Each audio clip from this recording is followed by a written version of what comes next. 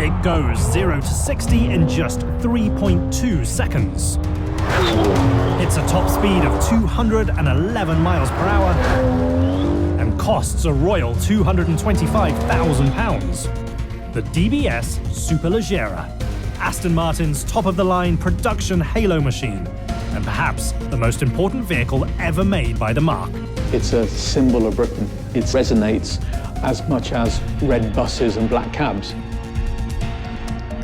Aston Martin doesn't do vanity projects.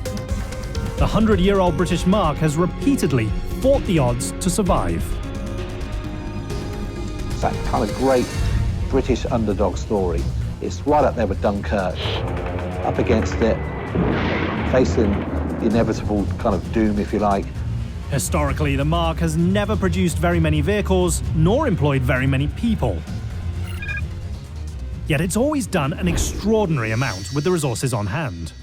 When we're outnumbered, that's when we get really good, and maybe that's part of it. Let's kind of make it happen, and everybody kind of pushes themselves. The battle for survival has honed a unique skill, crafting Grand Touring or GT machines. Vehicles that combine high-performance attributes with long-distance driving comfort. A recipe that often attracts a very discerning celebrity clientele. We've got an incredibly rich history. The Mick Jaggers, the royal family. People just know about Aston Martin. However, the most noteworthy Aston fanboy might well be the world's most famous spy. Bond. James Bond. The relationship starts in the movie Goldfinger in 1964, which features a kitted-out DB5 and still continues today.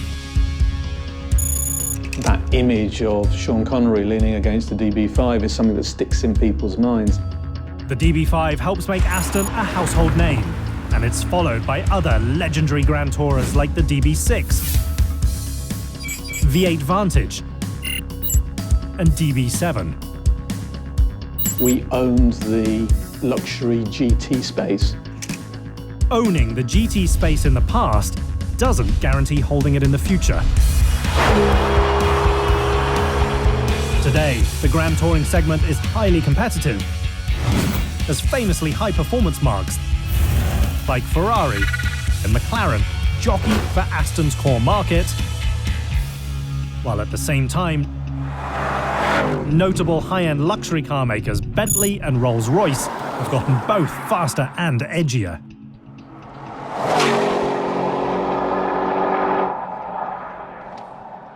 Every car we do has to succeed.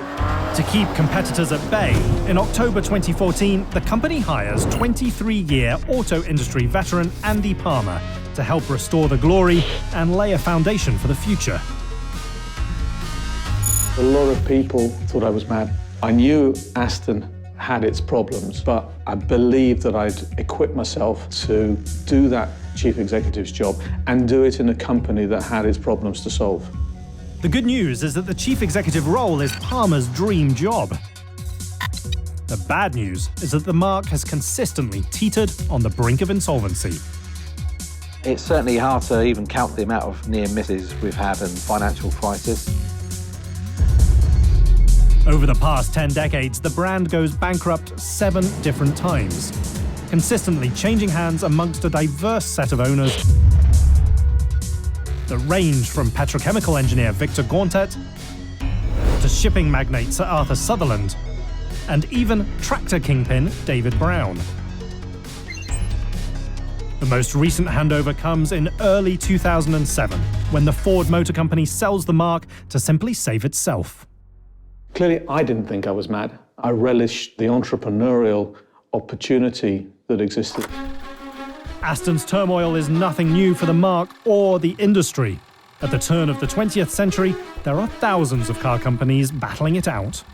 If you look at the automotive industry, and it's about 130 years old, thereabouts. And it starts off with thousands of names, and then it goes down to hundreds, and then it goes down to less than 100. Today, many automakers have lessened their risk by teaming up with other brands as part of global conglomerates. Long-standing GT foe Bentley is part of the Volkswagen Group, while Rolls-Royce, another historical rival, is owned by BMW. Even British icons Jaguar and Land Rover are part of an Indian-owned multinational.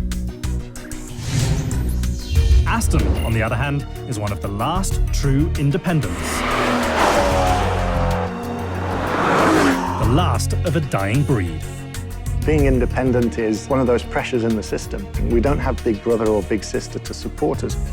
Moving forward requires a bold, new plan of action to escape the errors of the past when wealthy individuals repeatedly bought the company for vanity, but rarely, if ever, invested in its future.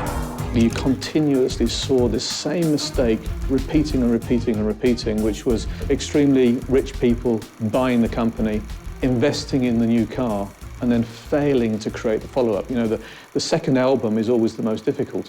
But if you don't have it, you become a one-hit wonder, right?